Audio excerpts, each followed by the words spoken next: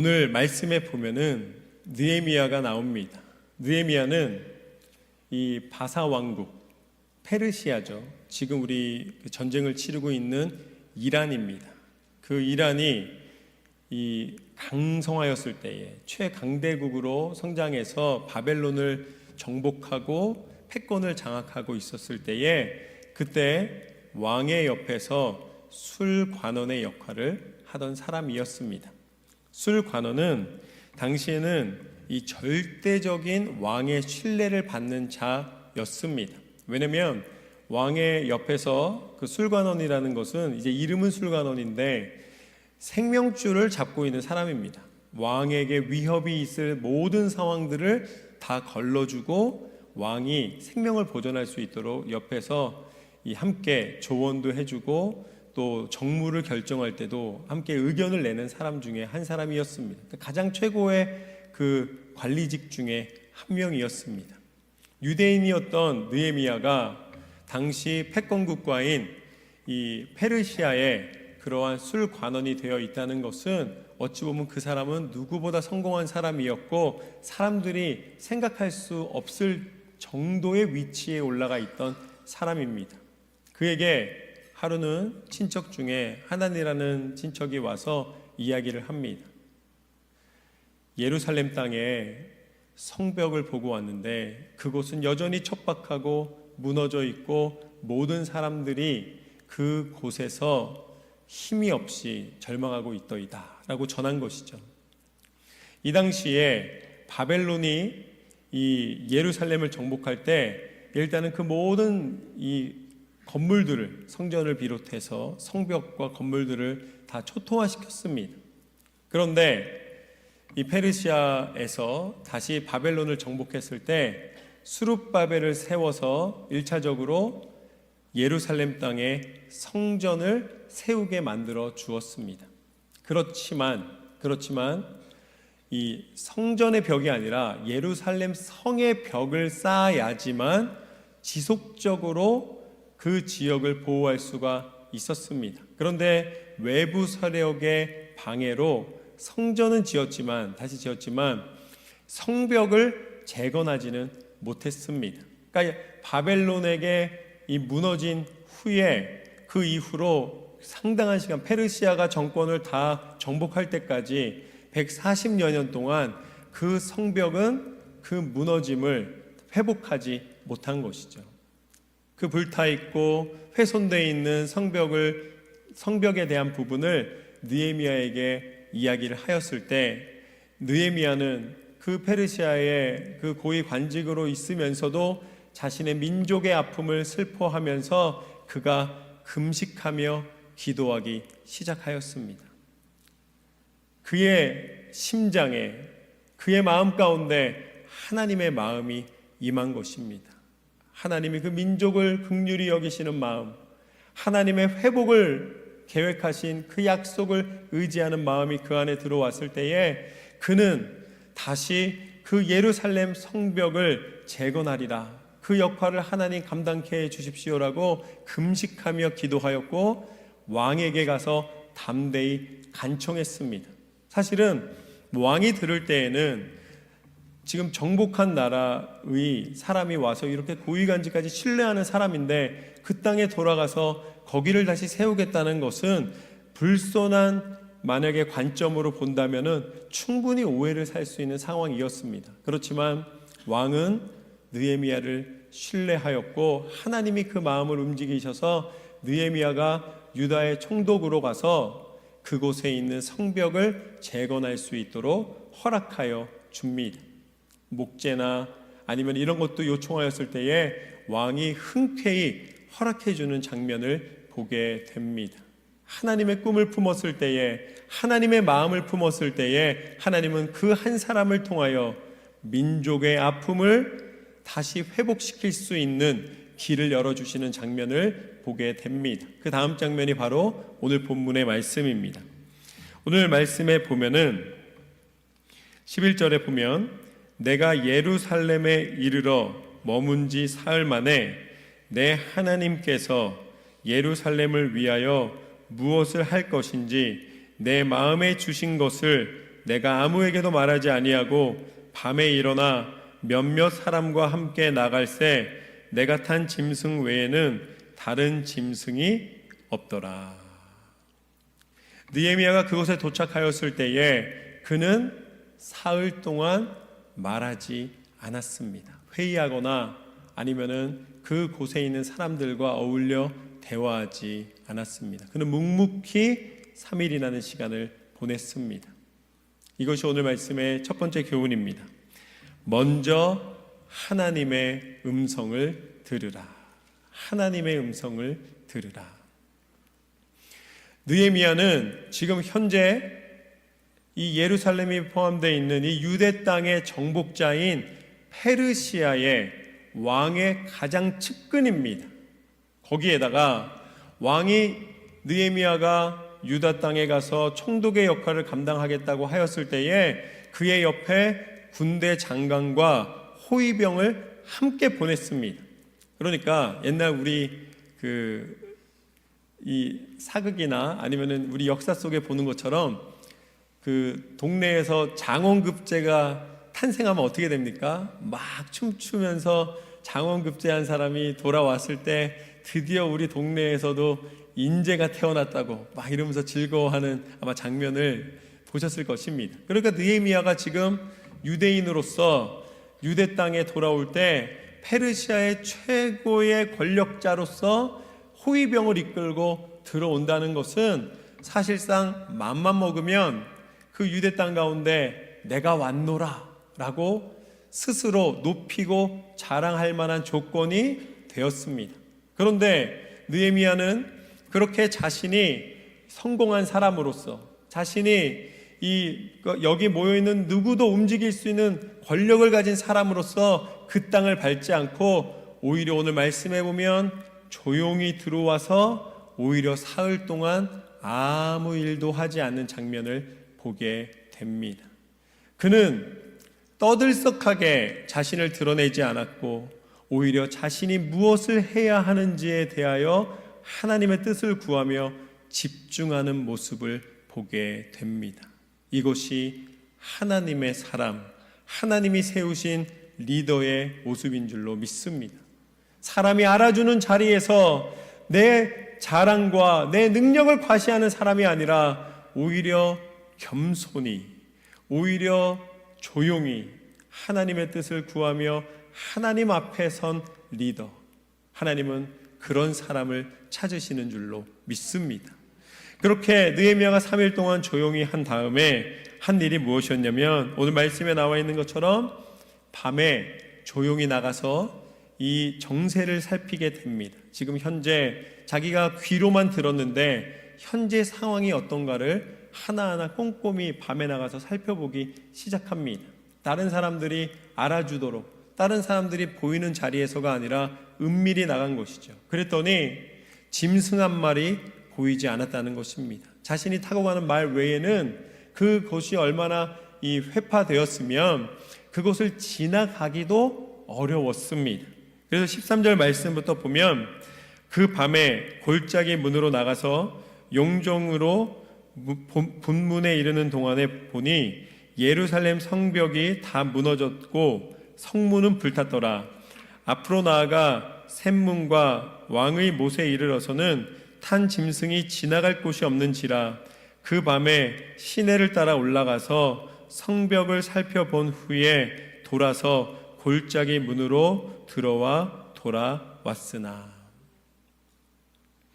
느헤미야는 오히려 자신이 대접받고 칭찬받고 요란하게 자신을 과시할 수 있는 자리를 다 취하지 않고 밤에 은밀히 자신에게 주신 하나님의 사명을 감당하는 일에 집중하는 모습을 보게 됩니다. 그 성벽이 얼마나 회파되었으면 오늘 말씀에 나와 있는 것처럼 지나가기도 어려운 상황이었다는 것이죠. 그 오랜 세월 동안 누구도 감히 이것을 다시 세울 엄두를 내지 못하고 있었기에 이제는 더 이상 누구도 손을 댈 수 없는 상황에 그 지경에 이르게 되었습니다. 느헤미야는 그 처참한 현실을 먼저 파악한 것입니다. 자신의 위치와 자신의 어떤 권한을 취하기보다 내가 무엇을 해야 하는지, 내게 맡겨진 사명이 무엇이고 내게 맡겨진 책임이 무엇인지를 먼저 보고 있는 느헤미야의 모습을 보게 됩니다. 저는 우리 성도님들이 하나님이 주신 사명에 마음을 두시기를 주님의 이름으로 축원합니다. 내가 믿음을 지키며 살아가고 있는지, 내가 무엇을 구하는지, 내가 무엇을 즐거워하는지 다시 한번 돌아볼 때에 내가 고난 중에 있다 할지라도 믿음을 지키는 삶에 내게 맡겨주신 사명을 찾고 행하기 위하여 최선을 다하는 삶이 되시기를 주님의 이름으로 축원합니다. 그렇게 느헤미야는 그 성벽을 다니며 그 상황을 살펴보며 자신이 무엇을 해야 할지, 그 막막한 상황 속에서도 현실에 있는 길을 찾는 모습을 보게 됩니다. 이것이 바로 하나님의 마음입니다. 하나님의 심장인 것이죠. 그것을 빌립보서 1장 8절에서는 바울이 이렇게 표현합니다. 내가 예수 그리스도의 심장으로 너희 무리를 얼마나 사모하는지 하나님이 내 증인이시라. 하나님의 마음이 이 땅 가운데 임하셔서 우리를 사랑하신 그 마음이 무엇인가? 그것이 바로 그리스도의 심장입니다. 오늘 느헤미야가 그 땅을 바라보며 그 땅을 품고 기도하며 그곳의 척박함을 살펴볼 수 있었던 이유는 그의 심장에 그리스도의 심장이 담겼기 때문입니다. 하나님의 영이 그 안에 임하였기 때문입니다. 사람의 육신은 심장을 가지고 있습니다. 그래서 사람이 죽음을 표시할 때 어디가 아프고 어디가 질병이 났고 어디에 문제가 생겼고 이거는 다 질병이에요. 그런데 언제 사람이 죽었다라고 판정을 하는가? 심장이 멈추면 그 사람은 죽음을 맞이했다고 표현을 합니다. 그래서 우리가 병원에서 사람이 죽었을 때 데스 이게 아니에요. 우리가 사람이 죽으면은 죽음 이렇게 표현한 게 아니라 expired라고 표현합니다. 우리의 심장이 다했다는 거예요. 육신의 심장은 자신의 소임을 다하면 어느 순간인가는 멈춥니다. 심장이 멈추는 순간을 그래서 우리는 죽음이라고 부르고, 그것은 결국은 내가 가지고 쓸 수 있는 심장이 이제 한계를 다했다라는 의미를 갖는 것이죠. 육신의 심장은 내가 살아있는 동안에 뛰고 있지만 내가 죽음을 맞이하게 되면 그때 멈추게 됩니다. 그러나 그리스도의 심장은 어떠한 일을 하는가? 육신의 심장이 멈춘다 할지라도 예수 그리스도께서 내게 주신 그리스도의 심장은 멈추지 않는 줄로 믿습니다. 우리가 영원한 생명을 간구하며 영원한 생명을 기대하며 살아갈 수 있는 이유는 무엇인가? 내가 그리스도의 심장으로 살아가노라. 내 육신의 심장이 멈췄다 할지라도 하나님께서는 내 안에 담겨진 그리스도의 심장이 뛴으로써 영원한 생명의 은혜를 허락하여 주시는 줄로 믿습니다. 그 그리스도의 심장이 있는 사람은 세상의 관점으로 세상을 보지 않고 그리스도의 심장으로 애끓는 마음으로 이 땅 가운데 죽어져가는 영혼들, 하나님이 원하시고 기뻐하시는 일을 행하기 위하여 폐허되고 어려운 것을 돌아보며 그것을 위하여 기도하게 하시는 줄로 믿습니다. 오늘 느헤미야가 그리스도의 심장으로 성령의 하나님의 영으로 그 땅을 바라보며 기도하고 있는 모습을 보게 됩니다. 그때 16절 말씀부터 보면 이렇게 나와 있습니다. 방백들은 내가 어디 갔으며 무엇을 하였는지 알지 못하였고 나도 그 일을 유다 사람들에게나 제사장들에게나 귀족들에게나 방백들에게나 그 외에 일하는 자들에게 알리지 아니하다가 후에 그들에게 이르기를 우리가 당한 공경은 너희도 보고 있는 바라. 예루살렘이 황폐하고 성문이 불탔으니 자 예루살렘 성을 건축하여 다시 수치를 당하게 하지 말자 하고, 또 그들에게 하나님의 선한 손이 나를 도우신 일과 왕이 내게 이른 말씀을 전하였더니 그들의 말이 일어나 건축하자 하고 모두 힘을 내어 이 선한 일을 하려 하매. 할렐루야. 이것이 오늘 말씀의 두 번째 교훈입니다. 하나님의 선한 손이 도우신다. 하나님의 선한 손이 도우신다. 하나님 앞에 겸손히 자기를 낮추고 그 비참한 현실 속에서도 기도하며 묵묵히 하나님의 일을 감당할 때 그 사람에게 하나님의 선한 손이 임하시는 줄로 믿습니다. 그렇게 절망하며 다시 일어날 용기를 갖지 못했던 그 유다 사람들이 이 느헤미야가 와서 하나님의 선한 손을 구하며 기도하며 동역을 요청하였을 때에 그 수많은 세월 한 번도 일어나지 않았던 그들이 함께 자 일어나 성전을 건축하자라고 함께 마음을 모으는 모습을 보게 됩니다. 이것이 하나님의 역사인 줄로 믿습니다. 제가 처음으로 이스트 브런즈윅 우리 교회가 있는 이 지역에 왔을 때 이제 집을 얻게 되고 우리 둘째를 그 중학교를 보냈습니다. 근데 중학교 이름이 뭐냐면 처칠 주니어 하이스쿨인 거예요. 아우 제가 너무 은혜를 받았어요. 왜냐면 이 동네는 되게 은혜롭다. 중학교 이름이 철치 힐인 거예요. 그래서 교회 언덕. 내 자녀를 매일마다 교회 언덕 중학교에다 보내서 교육을 시킨다는 게 제 마음에 되게 감사함이 있었습니다. 그래서 제가 어느 날 좀 일찍 데려 나올 일이 있어서 그 학교 그 안에 있는 사무실에 가서 이제 아이를 기다리면서 이렇게 기둥을 봤더니 철치 힐이 아니라 윈스턴 처칠인 거예요. 그러니까 처칠이 아니라 제가 철치 힐을 따로 알았는데 그냥 철칠이었던 거예요. 철칠. 그래서 철칠이라는 이름을 보는 순간 내가 잘못 알았었구나. 그러면서 그럼 이 학교의 이름을 왜 철칠이라고 줬을까? 난 그 사람 이름을 그렇게 붙였다고는 생각을 못했기 때문에 한번 제가 이렇게 그 자료를 좀 한번 찾아봤습니다. 그랬더니 이 철칠이라는 사람이 세계 2차 대전 때에 독일의 그 나치 군사가 그 유럽 전역을 전쟁을 통해서 아주 잔인하게 정복하고 또 유대인들을 학살하고 그 여러 가지 그 어려운 일들을 행하였습니다. 그때 이제 프랑스가 정복을 당하고 이제 영국에게 항복을 요청한 것이죠. 그때 수상이 바로 처칠이었습니다. 그런데 상황상으로는 처칠이 이제 협상을 하고 항복을 해야 되는 상황이었습니다. 아니면은 이제 영국 땅에 이 미사일이 떨어졌는데 그 성당이랑 폐허된, 제가 이번에 한번 갔다 왔는데 아주 처참하게 폐허된 그 도시가 되었습니다. 그렇기 때문에 이 영국이 그때 항복을 해야 되는 그 나치에게 협상을 해야 되는 상황에 처칠이 이제 그 방송 연설에 선 것이죠. 이제 그 국민 대담화에서 이제 우리는 나치의 강함에 괜히 더 공격당해서 폐허가 되느니 협상을 하고 항복하는 게 맞겠습니다 라고 아마 상황상으로는 그렇게 연설을 했어야 돼요. 그런데 처칠이 거기 서서 뭐라고 그랬냐면 내가 말할 것은 수고와 땀과 눈물밖에 없다 라고 이야기하면서 우리는 끝까지 포기하지 않을 것이다. 딱 이렇게 한 거예요.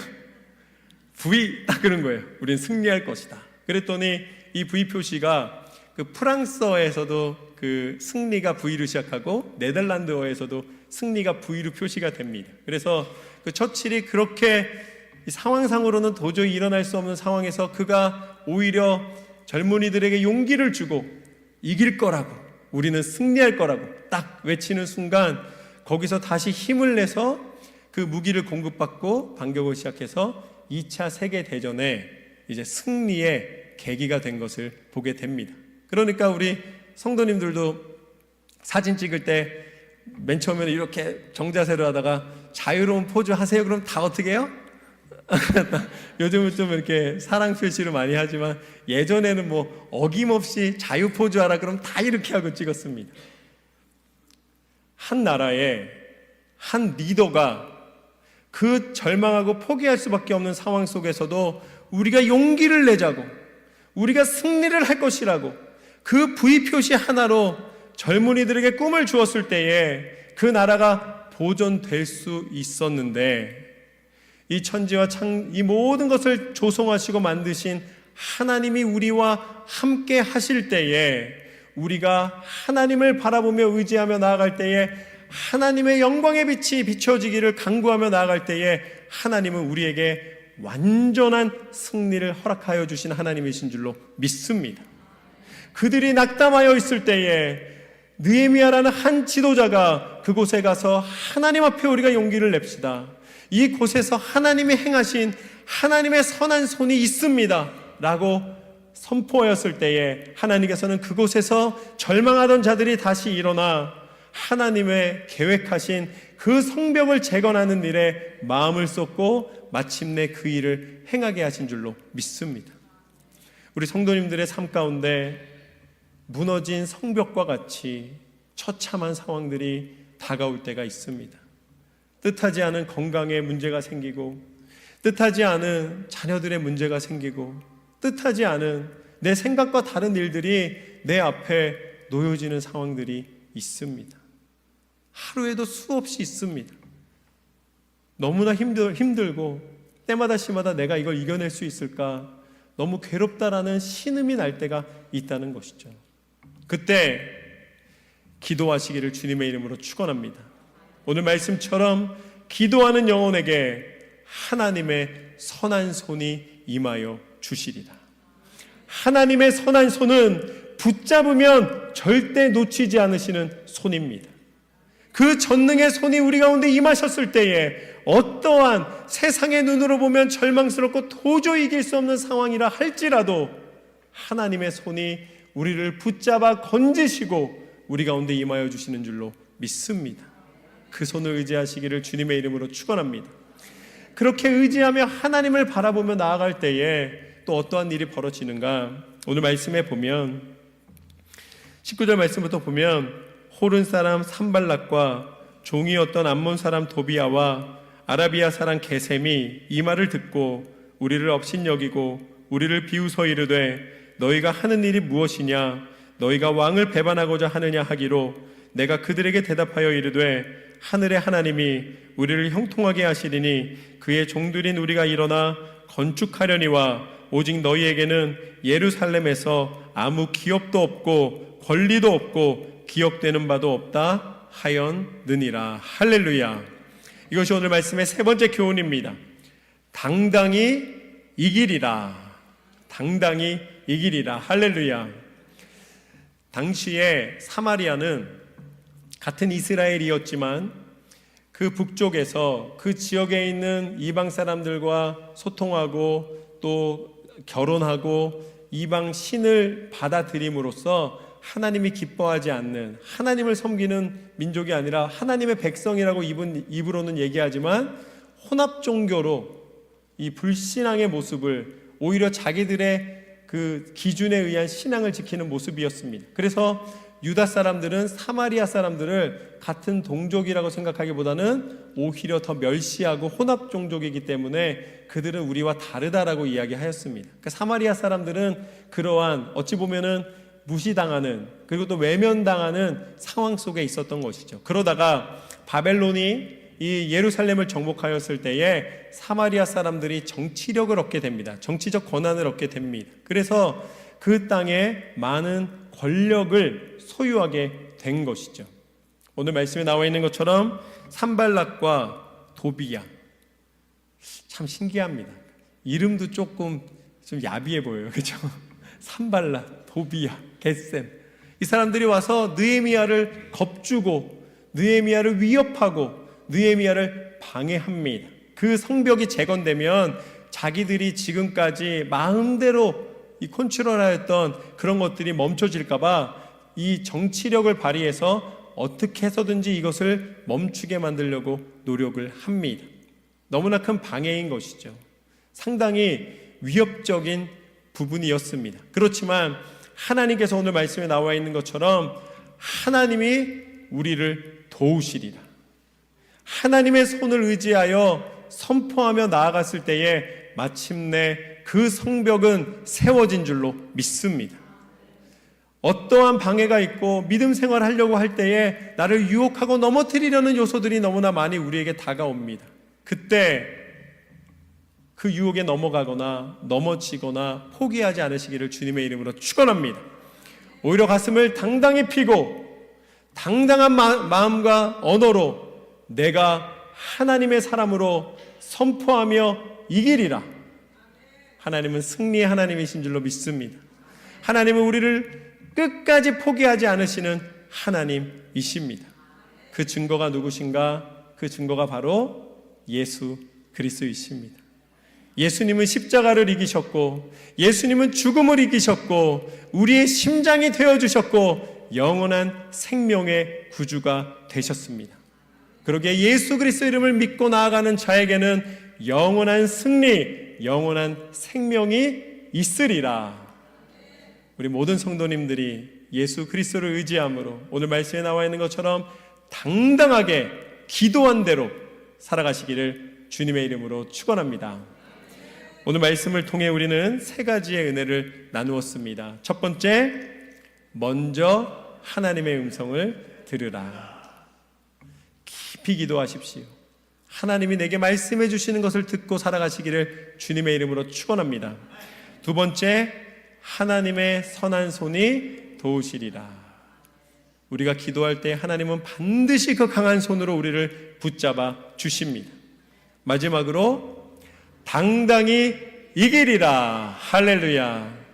승리를 주시는 하나님 앞에 날마다 감사의 찬송의 고백이 차고 넘치시는 삶이 되시기를 주님의 이름으로 축원합니다.